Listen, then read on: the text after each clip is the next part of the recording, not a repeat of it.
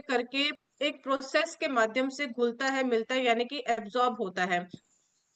You are what you absorb for digestion, आप वही हैं जो आप लोग पचाते हैं। अब आप लोगों ने बहुत से लोगों को देखा होगा जो अक्सर कहते हैं और बोलते भी हैं कि हम अपने बच्चों को बहुत हेल्दी हेल्दी खाने के लिए देते हैं, हम हमारी डाइट भी बहुत अच्छी है, बट हमारे शरीर के ऊपर उसका कुछ भी नहीं लगता है, यानी कि उसका कोई भी बेनिफिट नहीं होता है।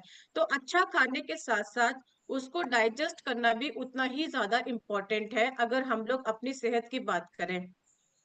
ब्लोटिंग, यानी कि आपने देखा होगा कि बहुत से लोगों को ब्लोटिंग की समस्या रहती है। और ब्लोटिंग की समस्या कभी कभी जैसे कि कुछ हम लोग ऐसा खा लेते हैं, पी लेते हैं, जिसकी वजह से हमारे शरीर में सूजन हो जाती है पेट के एरिया के पास। या महिलाओं को क्या होता है कि पीरियड्स के समय ब्लोटिंग हो जाती है, यानी कि पेट फूला फूला महसूस होता है।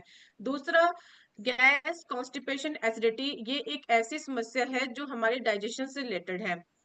What is the strong digestive system, एक स्ट्रॉन्ग डाइजेस्टिव सिस्टम क्या होता है, बट उससे पहले हमें ये जानना इंपॉर्टेंट है कि हमारा डाइजेशन कहाँ से एग्जैक्ट स्टार्ट होता है। तो अगर मैं आपसे एक सवाल पूछूं, आपको क्या लगता है कि हमारा डाइजेशन कहाँ से स्टार्ट होता है, तो बहुत से लोग बोलेंगे माउथ से होता है, बट ऐसा नहीं है।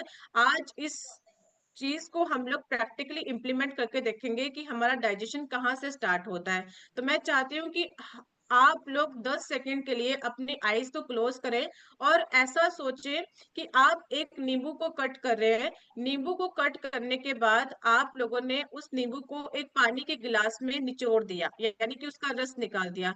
धीरे धीरे करके आप लोगों ने उस पानी को पीना स्टार्ट किया। तो आपके टंग के ऊपर, यानी कि आपकी जो जीभ है उसके ऊपर आपको एक खट्टा सा टेस्ट आएगा, यानी कि टेंगी सा टेस्ट आएगा।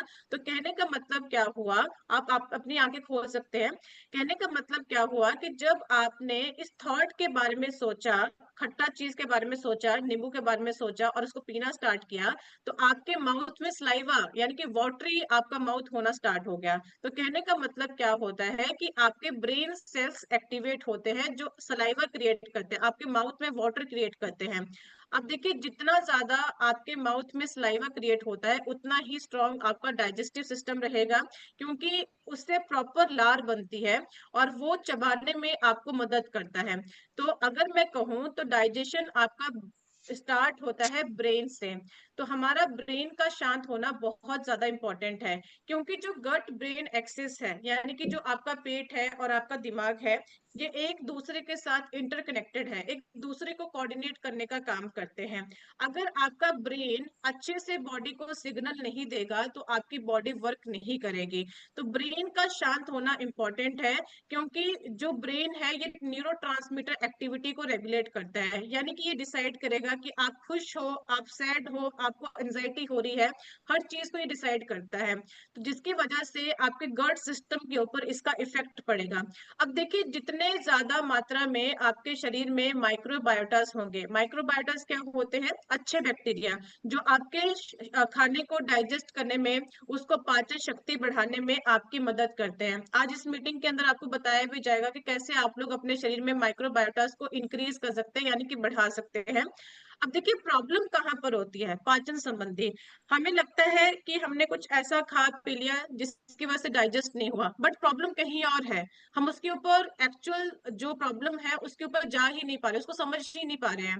तो जब भी हमारा मूड ऑफ होता है, मैंने आपको क्या बोला कि जो आपका ब्रेन एक्सिस है और जो आपका गट है ये एक दूसरे के साथ इंटरकनेक्टेड है।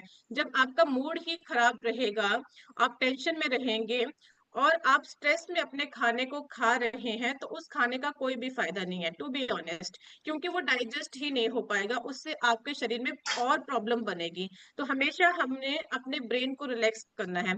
दूसरा, आप लोगों ने देखा होगा, हम काम किस लिए करते हैं, मैं एक सिंपल सा आपसे क्वेश्चन पूछती हूँ, हम काम किस लिए करते हैं? हम काम इसलिए करते हैं ताकि हम लोग दो टाइम की रोटी खा सके, अपना पेट भर सके, अच्छा खाना खा सके, अच्छा पहन सके, अच्छा काम कर सके।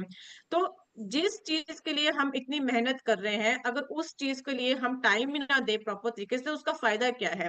तो जब भी आप लोग खाना खाते हैं, आप लोगों ने देखा होगा कि बहुत से लोग या तो टीवी का इस्तेमाल कर रहे हैं, या फोन का इस्तेमाल कर रहे हैं, या लैपटॉप के ऊपर कुछ ना कुछ काम कर रहे हैं। तो आप खाना भी खा रहे हैं और साथ साथ में अपना काम भी कर रहे हैं। तो मैंने क्या बोला, हमने एक एक्टिविटी से अभी सीखा कि आपके ब्रेन सेल्स का एक्टिव होना बहुत इंपॉर्टेंट है। आपका ब्रेन इतना कंफ्यूज्ड हो जाता है कि दोनों साइड काम करना स्टार्ट कर देगा।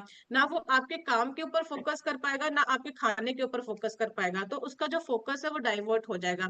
तो अपना फोकस एक साइड रखना है। इवन आपने बहुत से गुरुकुलास में भी सुना होगा, इवन जापान के लोग भी खाना खाने से पहले जो है एक ही चीज के ऊपर फोकस करते हैं, यानी कि हमें एक ही गोल रखना है। जब हम खाना खा रहे हैं तो गाना खाना ही खाना है, बाकी चीजों से हमें थोड़ा दूर रहना है, आधे घंटे के लिए, 20 मिनट के लिए।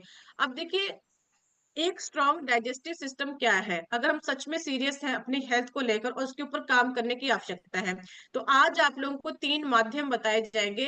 3 चीजें आप लोग चेंज कर लीजिए। मैं गारंटी के साथ कहती हूँ कि आपकी जितनी भी पाचन संबंधी समस्या है हमेशा के लिए खत्म हो जाएगी। आपको कभी भी इसके ऊपर घबराने की, कोई भी टेंशन लेने की आवश्यकता नहीं है। तो फर्स्ट, स्ट्रॉन्ग डाइजेस्टिव सिस्टम के लिए सबसे पहली चीज कि हमें अपने दिमाग को शांत करना है खाना खाने से पहले, यानी कि relax your brain before eating. अब देखिए, आपको पता है कि मैं अभी रोटी खाने वाला हूं, तो उससे 2 से 3 मिनट पहले आप आराम से बैठ जाइए और डीप ब्रीदिंग कीजिए। नो डाउट हर किसी इंसान की लाइफ में प्रॉब्लम रहती है, आपकी लाइफ में भी होगी, मेरी लाइफ में भी है, राइट? तो हमें खाना खाते टाइम अपने माइंड को शांत करना है, सिर्फ खाने के ऊपर फोकस करना है। तो डीप ब्रीदिंग से क्या होता है कि आपके जो ब्रेन सेल्स होते हैं वो एक्टिवेट होते हैं, और जो आपका स्ट्रेस है वो रिलीफ होता है, यानी कि वो रिलीज हो जाएगा। तो आपको बहुत अच्छा महसूस होता है। तो इवन आपने देखा होगा कि जो जापान के लोग हैं, मैं रिसेंटली 2-3-4 दिन पहले न्यूज़पेपर पढ़ रही थी, तो वहां पर लिखा गया था कि जापान के अंदर 95,000 लोग ऐसे हैं जो 100+ हैं और जिनको कोई बीमारी नहीं है। तो ये अपने आप में ही आज के टाइम को देखते हुए, 2025 चल रहा है, आप खुद देख लीजिए कि भारत के अंदर कितने ही लोग ऐसे होंगे, बहुत रेयर लोग होंगे जो ऐसे होंगे। तो वहां के लोग इन सब चीजों को प्रैक्टिकली इंप्लीमेंट करते हैं, रेगुलर बेसिस के ऊपर प्रैक्टिस करते हैं कि खाना खाने से पहले ग्रेटिट्यूड अदा करेंगे, 5 मिनट का वो भगवान से प्रार्थना करते हैं और अपने माइंड को रिलैक्स करते हैं। तो उसका पर्पस ही यही है। इवन आपने अपने घर में जो हमारे बड़े लोग हैं, बुजुर्ग रहे हैं, उनको भी देखा होगा कि सबसे पहले वो कामनेस के साथ अपने खाने को थैंक यू बोलते हैं, यानी कि अपने ब्रेन को शांत करना। तो इसके पीछे का यही लॉजिक है कि आप अपने ब्रेन सेल्स को एक्टिवेट कर रहे हैं। सेकंड क्या है, बेसिक नेसेसिटी है हमारे डाइजेशन की, अपने खाने को चबा चबा कर खाना। आज के टाइम पर इतना भागदौड़ का समय चल चुका है कि हम खाने के पीछे बिल्कुल भी समय नहीं देते हैं। हम चलते चलते खाना खाते हैं, ड्राइविंग करते करते खाना खाते हैं, तो जिसकी वजह से आपको हमेशा पेट की समस्याएं बनी रहेंगी।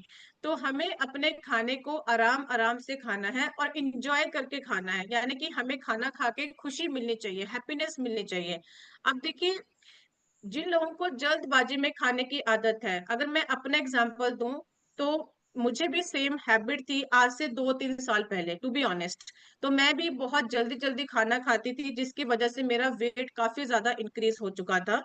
तो मैंने इस हैबिट को एक बच्चे की तरह मॉडिफाई किया है। जैसे एक बच्चे का जन्म होता है तो पेरेंट्स उसको सिखाते हैं कि खाना कैसे खाना है, उठना कैसे है, बातचीत कैसे करनी है।